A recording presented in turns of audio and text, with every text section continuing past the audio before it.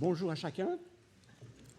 Ce matin, je vous propose qu'on prenne un petit peu de temps pour réfléchir à la manière dont on utilise notre temps.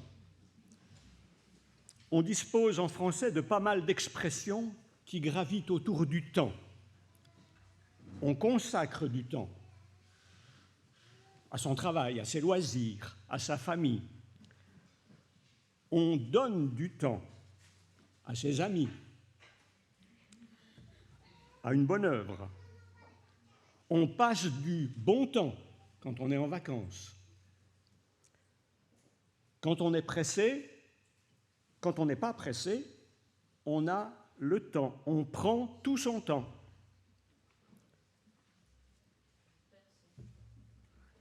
Il nous arrive aussi trop souvent de perdre notre temps et parfois même de tuer le temps, comme si c'était un ennemi. Alors on se retrouve facilement dans ces expressions, ça représente une part non négligeable de notre vécu. Mais il y a une expression qui n'est pas dans le dictionnaire, mais qui est dans la Bible. Sous la plume de l'apôtre Paul, il est question de racheter le temps. On trouve cette expression à 2 reprises dans la lettre de Paul aux Éphésiens et celle aux Colossiens. Alors, on va simplement lire 3 versets dans Éphésiens, au chapitre 5, les versets 15 à 17. Alors, je lis dans la version second 21. Éphésiens 5, les versets 15 à 17. Faites donc bien attention à la façon dont vous vous conduisez. Ne vous comportez pas comme des fous, mais comme des sages. Rachetez le temps, car les jours sont mauvais. C'est pourquoi ne soyez pas stupides, mais comprenez quelle est la volonté du Seigneur. Et j'aimerais centrer la méditation de ce matin autour du verset central. Rachetez le temps, car les jours sont mauvais. Et le plan est très simple, ce sont tout simplement les 2 moitiés de ce verset. Et d'abord, racheter le temps. Imaginons les circonstances dans lesquelles se trouve Paul quand il écrit ces 2 lettres où il parle de racheter le temps. Il est en prison, il est à Rome, il ne peut plus se déplacer à sa guise, aller et venir où il veut. Et donc, étant enfermé dans cette prison, il mesure d'autant plus le privilège de ceux qui ont la liberté de gérer leur temps comme ils le souhaitent. Et il les exhorte à faire le meilleur usage qui soit, avant qu'il ne soit trop tard pour eux aussi. Et bien qu'ils soient en prison, quand on lit ces lettres, on se rend compte qu'en fait, Paul, même dans ces circonstances, il rachète le temps à fond. Il est enfermé entre 4 murs, mais par sa pensée,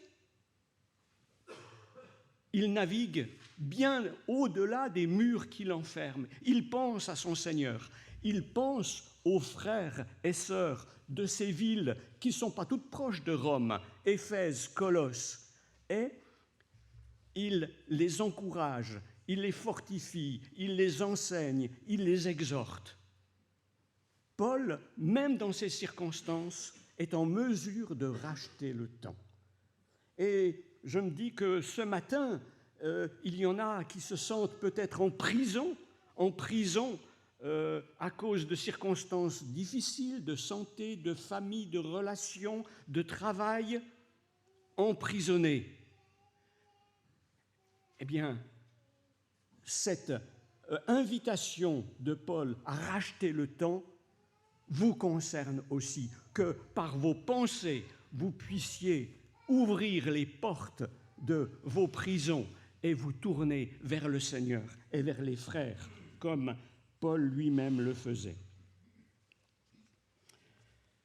D'abord, ce mot « racheter », ça signale une démarche forte, énergique, volontaire, déterminée.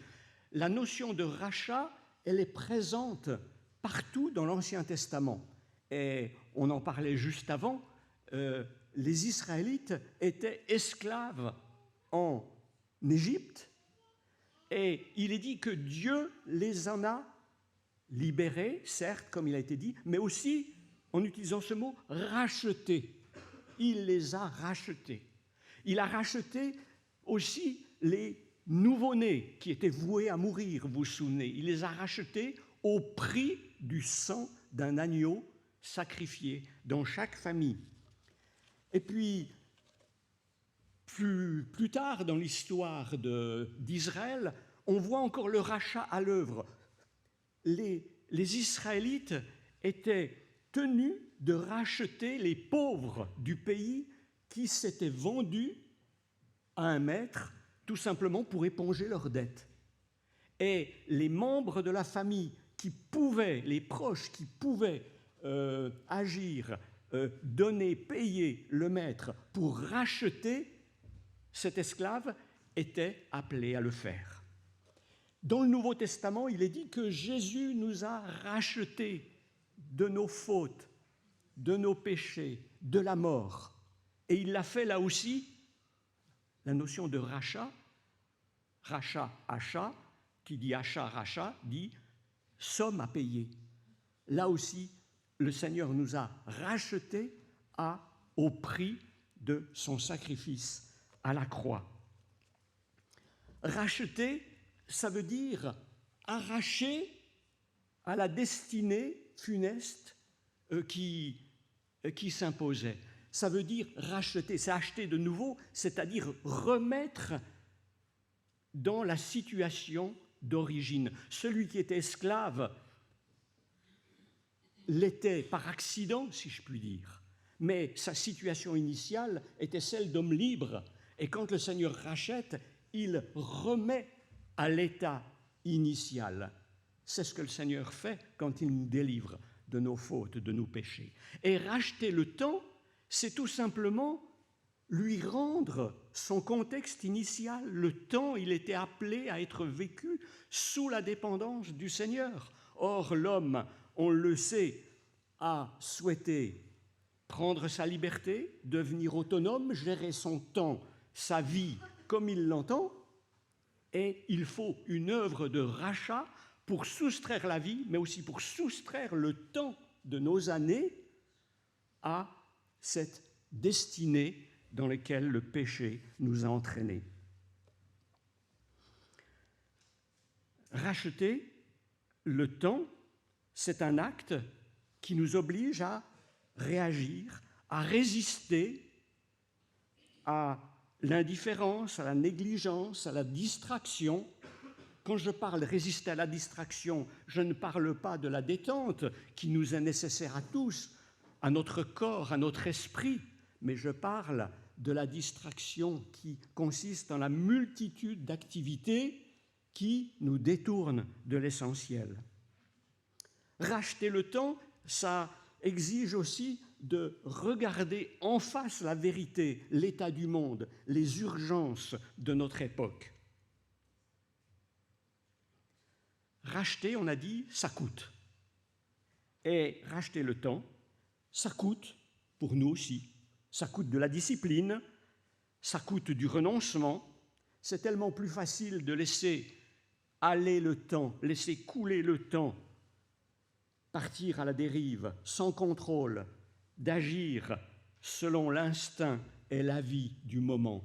Donc, racheter le temps, ça demande une mobilisation de notre volonté et de nos intentions.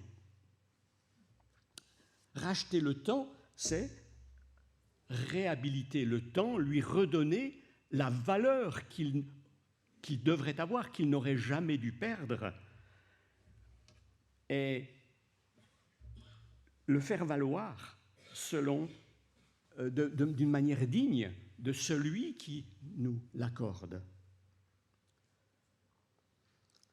Et donc, pour racheter le temps, pour mettre bon ordre dans l'emploi de notre temps, il faut savoir ce que l'on place en premier comme objectif de sa vie. Il faut constamment se réinterroger sur ce qui occupe la première place dans nos vies. On a pu se poser la question une fois, on a pu décider une fois, mais on sait très bien que le courant de la vie fait que nous avons besoin de nous réinterroger de façon régulière, constante, pour savoir ce qui occupe la première place dans nos pensées et dans nos actes. Et cette première place, Jésus la définit sans ambiguïté. Il dit « recherchez premièrement le royaume et la justice de Dieu ». Et puis quand les pharisiens l'ont interrogé sur le premier commandement, c'est « tu aimeras le Seigneur ton Dieu de tout ton cœur, de toute ton âme, de toute ta force, de toute ta pensée ». Toute autre priorité qu'on mette dans notre vie, toute autre priorité que le royaume de Dieu, finira par produire en nous un état de frustration. Car à la fin, tout ce qui n'est pas du royaume de Dieu dans nos vies disparaîtra. On en est bien conscient, mais on doit se le redire. Tout nous sera repris, notre travail, les possessions que nous avons accumulées, la somme de connaissances, de culture que nous avons engrangées dans notre tête au cours de nos lectures, toute notre curiosité, tout cela disparaîtra. Notre époux, notre épouse nous sera repris pour ceux d'entre nous qui sommes mariés. Notre corps auquel nous sommes tant attentifs, auquel nous vouons tant de soins, nous sera aussi repris. Et donc, combien il importe de bien savoir ce qui est en tête de nos priorités, ce qui conduit, ce qui oriente la flèche du temps dans nos vies. Et de façon concrète, racheter le temps, c'est entre autres choses, mais fondamental, c'est réserver du temps de qualité, du temps de valeur dans nos vies pour nous approcher du Seigneur, pour le prier, pour lire sa parole, pour la méditer, pour se laisser imprégner du Saint-Esprit, si possible chaque jour. Pour nous maintenant, on est en retraite, c'est le matin, on prend du temps. Plus jeune, le matin, j'avais de la peine à ouvrir les yeux, c'était le soir. Mais quel que soit le moment de la journée, prendre le temps de s'imprégner du Saint-Esprit, parce que le Saint-Esprit, il est porteur de fruits, mais il faut qu'il trouve le terrain favorable pour porter ses fruits. Et c'est dans la mesure où nous nous préparons régulièrement, comme nous prenons le petit déjeuner, le repas, c'est une habitude, mais c'est une habitude salutaire, une habitude nécessaire. Et la relation avec Dieu, il n'y a pas de honte à dire que c'est une habitude, mais c'est une habitude nécessaire, vitale, fondamentale, comme le repas, pour nous imprégner de ces valeurs de la foi et porter le fruit qui convient dans les moments de la journée, les moments imprévus, pour être bien cadré dans nos attitudes, dans nos paroles, dans les moments prévus. C'est encore quelque chose qu'on arrive à faire, on s'y est préparé. Mais aussi dans les moments imprévus, et on sait bien que dans les moments imprévus, ce qui sort de nos bouches, ce qui se manifeste dans nos gestes, n'est pas toujours à la gloire de Dieu. Et c'est en étant imprégné de cette relation avec le Seigneur que même l'imprévu dans nos vies peut devenir à la gloire du Seigneur. Dans la parabole des talents, le maître confie des biens, une somme d'argent à ses serviteurs qui sont invités à le faire valoir. Ils ont la liberté d'utiliser cette somme de la manière la plus utile, la plus intelligente, la plus sage qui soit. Et le Seigneur nous donne des années à chacun de nous. Alors la quantité est différente, d'ailleurs nous ne savons pas à l'avance quel est le nombre de nos années, mais il nous donne un capital qu'il nous invite à faire valoir pour sa gloire. Pour sa gloire et aussi pour notre bien. Il nous laisse libres d'en faire ce qu'on veut, de l'utiliser à notre guise, mais il nous dit aussi que ce n'est qu'en recherchant sa volonté que notre vie va prendre son sens plein et entier. Et qu'il pourra nous dire à la fin du voyage, c'est bien, bon et fidèle serviteur, entre dans la joie de ton maître. Et ce but de la vie, ce rachat de notre temps, il apparaît d'une façon touchante dans ces paroles qui sont comme un testament que l'apôtre Paul adresse à son compagnon, son jeune compagnon. Enfin, peut-être qu'à cette époque-là, le jeune n'était plus tout à fait aussi jeune qu'au début, Timothée. Et peu avant sa mort, Paul dit « J'ai combattu le bon combat, j'ai achevé la course, j'ai gardé la foi. » Et pour la première fois, je me suis dit « Mais j'ai gardé la foi. » L'apôtre Paul dit ça, mais ça semble aller de soi, lui qui a prêché, qui a convaincu des centaines, des milliers de personnes, qui a ouvert l'Évangile au monde, qu'il ait la foi, mais ça fait partie des choses qu'on ne met pas en doute concernant l'apôtre Paul. Et Paul dit si, j'ai atteint le but de ma vie, j'ai gardé la foi. Garder la foi, c'est quelque chose de tellement important et qui n'est pas si évident que ça dans les circonstances que nous avons à vivre, des circonstances personnelles et les circonstances mondiales qui nous environnent. Garder la foi, c'est ma prière. C'est la prière que je formule pour moi, pour mes proches, ma famille, et puis pour vous, chacun ce matin, pour toute l'Église que nous formons.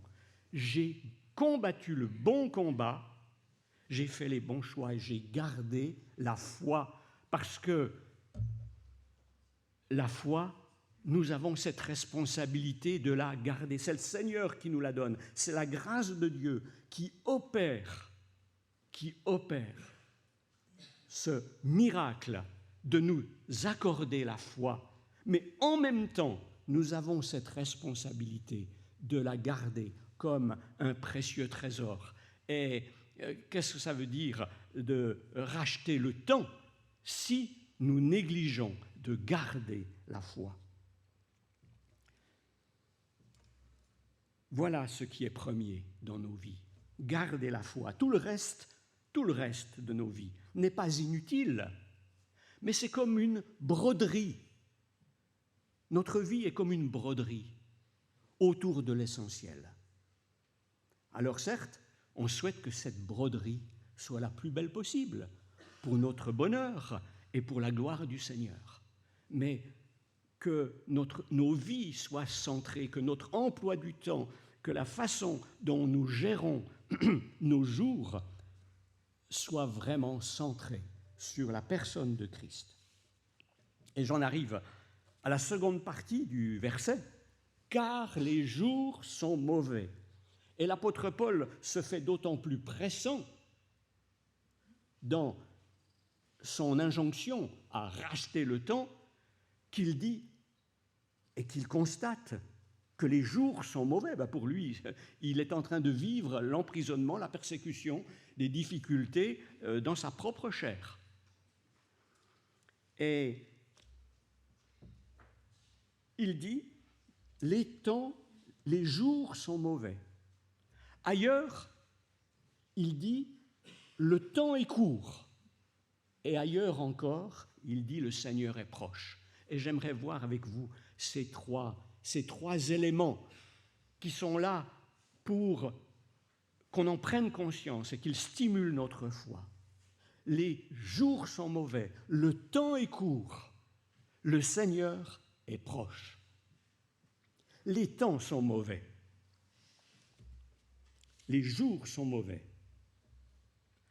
Ils étaient mauvais déjà à l'époque de Paul. Il n'en parle pas au futur, les jours seront mauvais, les jours sont mauvais. Et il en faisait l'expérience lui-même dans sa propre vie. Et il voyait que le monde autour de lui n'était pas rose. Le peuple d'Israël était sous la férule de Rome. Rome qui était une grande capitale païenne, où on vénérait l'empereur comme un dieu. Donc les jours étaient mauvais parce qu'il y avait de la persécution et parce qu'il y avait une ambiance païenne dans tout l'empire de l'époque. Et je dirais que les jours sont mauvais aujourd'hui pour les mêmes raisons. Parce que l'ambiance païenne, on la connaît bien dans nos pays, qui ont été christianisés, mais il faut presque en parler au passé, parce qu'aujourd'hui, nous vivons dans une période de sécularisation qui se laisse envahir par un néopaganisme. Et puis, la persécution, il suffit d'ouvrir les yeux sur le monde, un peu au-delà, pour savoir qu'elle est encore pleinement d'actualité terrible. Ce sont par centaines de millions que les chrétiens sont persécutés dans le monde. Lisez le rapport de Portes Ouvertes. Et il n'est pas sûr que notre sécularisation ici dans nos pays ne débouche pas, tôt ou tard, sur une forme de persécution.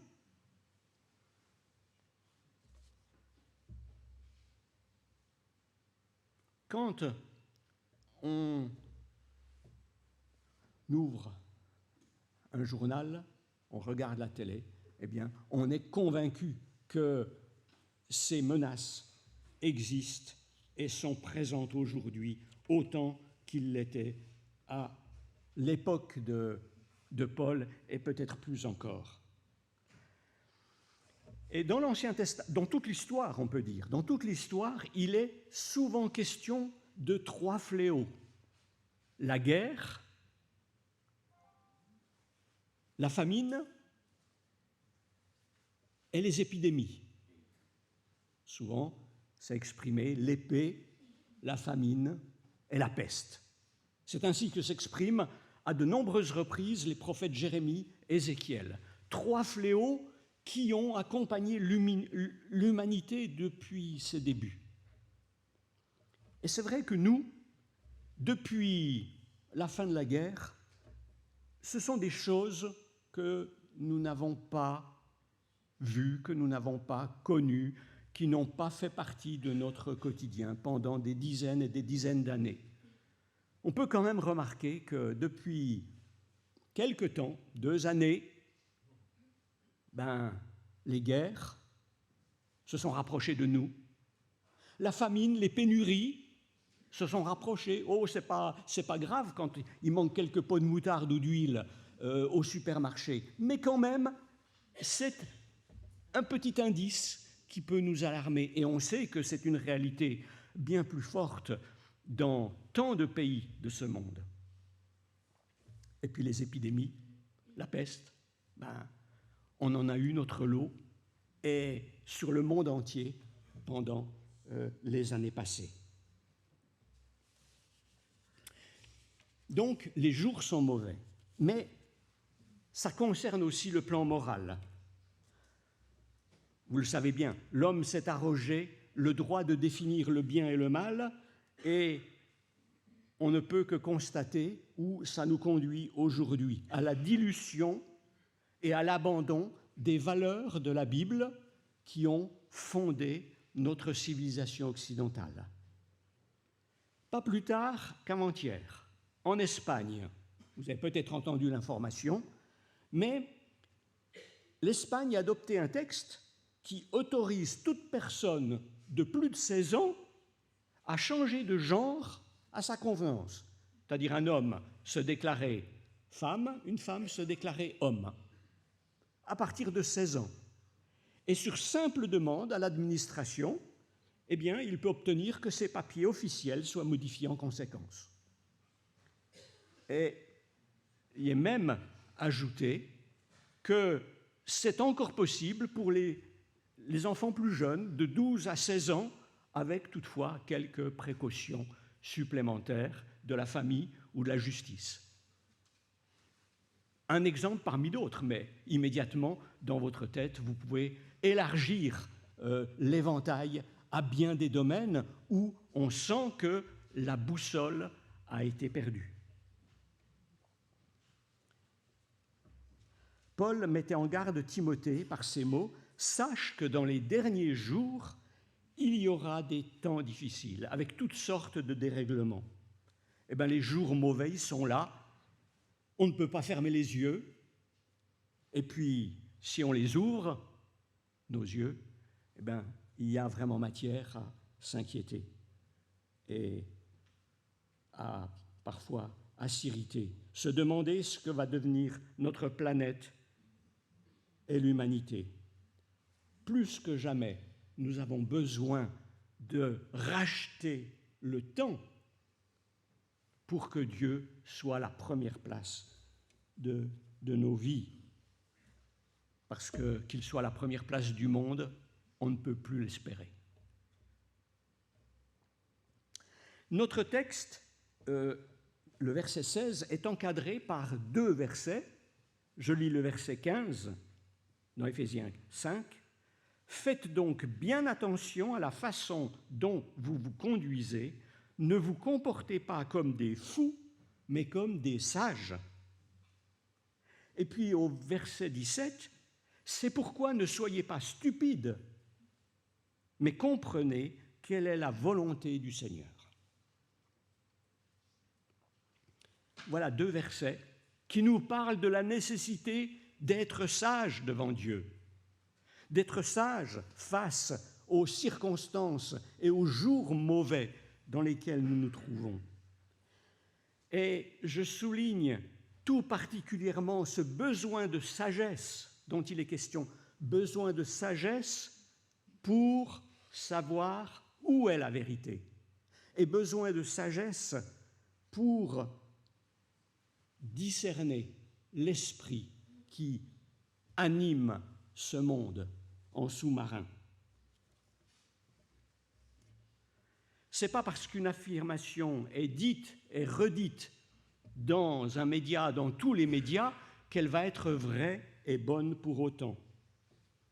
Et si vous ouvrez vos oreilles, d'un côté, on entend les thèses complotistes, de l'autre côté, on entend le discours bien policé des bien-pensants, bien en phase avec l'esprit du siècle. Et puis, entre les deux, on se dit, mais où est le vrai? Où est le faux? On s'interroge, où est la vérité? Où est le bien? Et ça m'a fait penser à ce verset où Ésaïe décrit tellement bien cette situation qu'il connaissait déjà à son époque, 700 ans avant Jésus-Christ. Donc, rien de nouveau sous le soleil, mais tout avec plus d'intensité, avec plus de force. Et il disait, la vérité trébuche sur la place publique et la droiture ne peut approcher. La vérité et la droiture. La vérité et la justice qui nous font tellement défaut aujourd'hui. Où est la vérité? Qu'est-ce que la vérité? Demandait Pilate. Jésus dit « Je suis la vérité ». Et c'est en regardant à lui, en soumettant nos pensées à son autorité, à son influence, qu'il nous est possible de prendre du recul face aux circonstances, face aux événements, face aux théories, et de garder un jugement sage et prudent.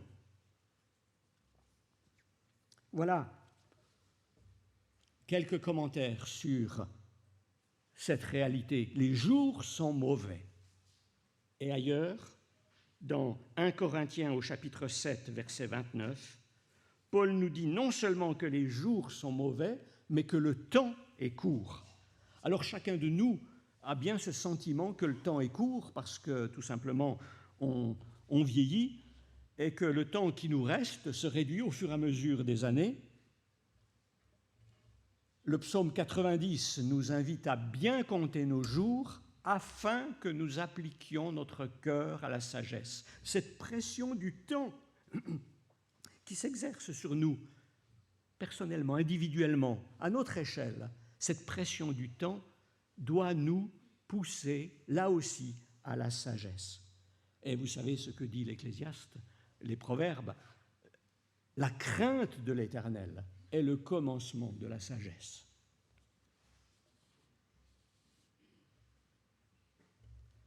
Cette pression du temps qui s'écoule, du temps qui se raccourcit, doit nous aiguillonner dans le travail de sanctification, que le Seigneur veut opérer dans nos cœurs.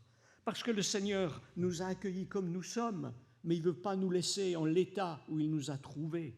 Il nous a sauvés et il veut nous sanctifier, nous rendre saints, nous rendre purs, nous rendre beaux, selon la norme divine.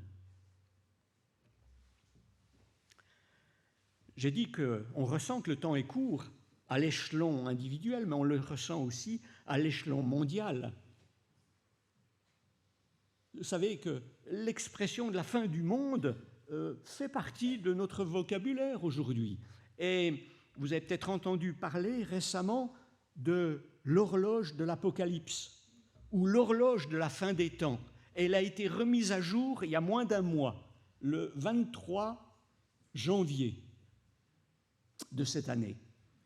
Et à cette horloge, alors c'est une horloge, expliquons-nous pour les plus jeunes qui ne sauraient pas, ce n'est pas une horloge avec des pignons, avec un cadran, c'est une horloge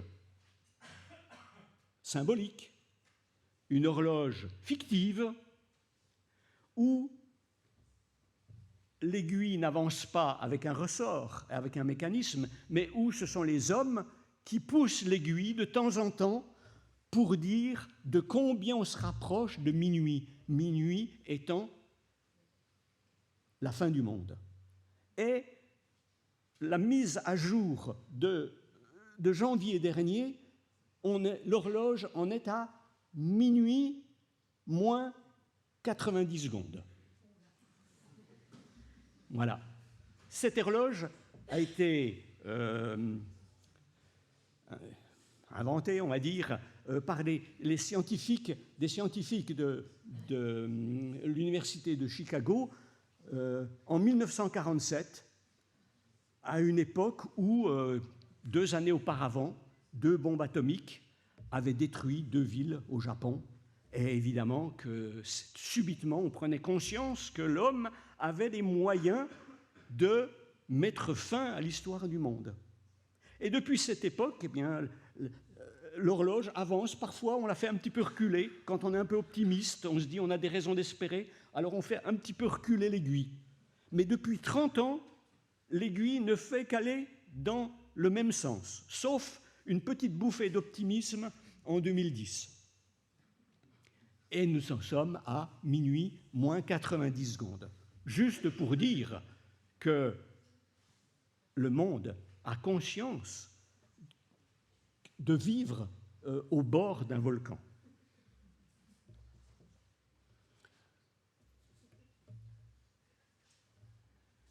Face à cette réalité, face à la perception que les hommes en ont, combien il est bon pour le chrétien de pouvoir vivre cette expression de l'apôtre Paul encore, qui parle d'être caché, notre vie est cachée avec Christ en Dieu. Nous pouvons lui confier nos inquiétudes, notre désarroi. De tout temps, le Seigneur s'est révélé un abri, un refuge pour ceux qui se confient en lui. Et c'est notre privilège pour nous encore aujourd'hui d'avoir, comme du temps de Noé, une arche sûre où nous pouvons nous tenir dans la paix, dans la confiance. Les jours sont mauvais, le temps est court. Ce que je suis en train de dépeindre ce matin est un peu négatif, un peu stressant. Et puis, ce à quoi nous sommes invités, c'est plutôt une attitude défensive. Mais l'apôtre Paul, encore lui, dans Philippiens, au chapitre 4, au verset 5, dit « Le Seigneur est proche ». Et j'aimerais terminer ce temps de méditation sur cette note positive. La route qui est devant nous n'est pas une impasse. Quand ces choses commenceront à arriver, dit le Seigneur, redressez-vous, levez vos têtes, parce que votre délivrance approche. La justice va triompher, toutes choses seront rétablies dans l'ordre originel de la création. Toutes choses seront rachetées, ramenées à l'état initial qui n'aurait jamais dû être perdu.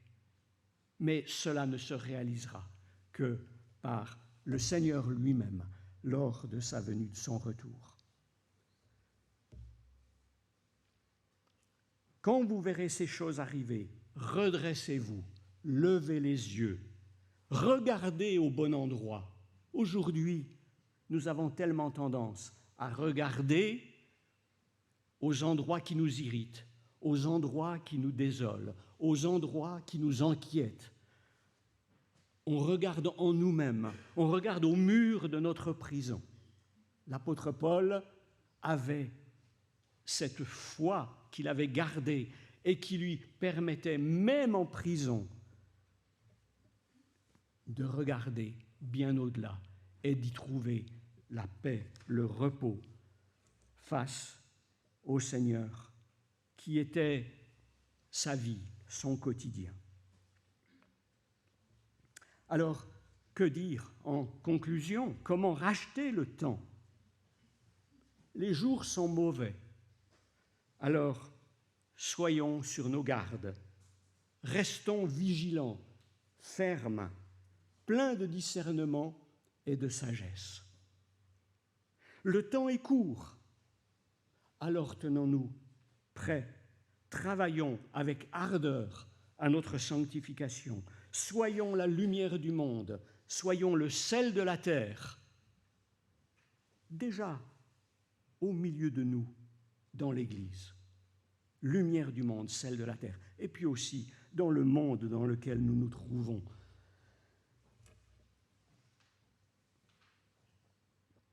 Le Seigneur est proche, alors levons les yeux vers lui, le Dieu souverain, tout-puissant, riche en bonté. Soyons pleinement rassurés, confiants, remplis d'espérance. Jésus promet « Voici, je viens bientôt », avec les croyants de tous les âges que nous perpétuons aussi en prenant le repas du Seigneur jusqu'à ce qu'il revienne. Avec les croyants de tous les âges, nous répondons « Amen, viens Seigneur Jésus ». Et ça, c'est ma conclusion. Je vais laisser à l'apôtre Paul donner la conclusion de la conclusion. Je lis dans Romains au chapitre 13, les versets 11 à 14, je lis dans la Bible du Semeur. Vous savez en quel temps nous vivons. C'est désormais l'heure de sortir de votre sommeil, car le salut est plus près de nous que lorsque nous avons commencé à croire. La nuit tire à sa fin, le jour va se lever. Débarrassons-nous de tout ce qui se fait dans les ténèbres et revêtons-nous de l'armure de la lumière. Vivons correctement, comme il convient, en plein jour, sans débauche ni immoralité, sans querelle ni jalousie. Ce sont des choses qui nous concernent de façon concrète et qui nous concerne de près.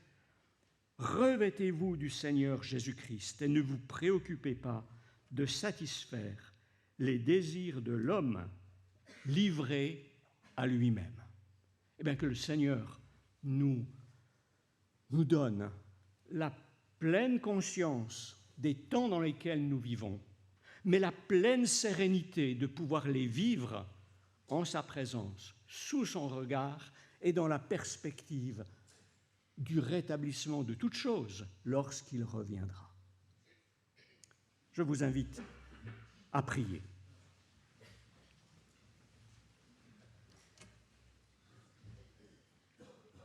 Oui, Seigneur, les jours sont mauvais et c'est encore plus vrai de nos jours, peut-être, que du temps où l'apôtre Paul écrivait. Le monde nous inquiète, le monde nous irrite, et parfois nous devons le reconnaître, le monde aussi nous séduit. Nous avons besoin de ta sagesse, nous avons besoin de discernement, nous avons besoin de vigilance, et c'est en toi, vers toi, que nous nous tournons pour recevoir ces dons de grâce, afin que nous puissions vivre les années que tu nous donnes à ta gloire et pour notre bien. Seigneur, tu es notre salut, tu es notre force, tu es l'encre de nos âmes, tu es notre espérance. Et nous sommes reconnaissants de t'avoir comme Seigneur, comme Sauveur, comme Maître de nos vies. Accorde-nous la grâce de pouvoir exprimer à la fin de notre parcours, comme l'apôtre Paul, que nous avons combattu le bon combat, que nous avons achevé la course et que nous avons gardé la foi. Ça n'est que par ta grâce que nous pouvons y parvenir. Nous sentons combien nos moyens sont faibles, combien nos pensées sont souvent mal orientées.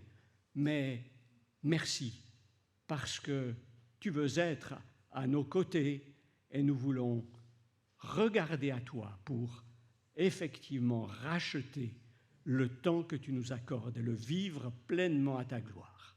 Amen.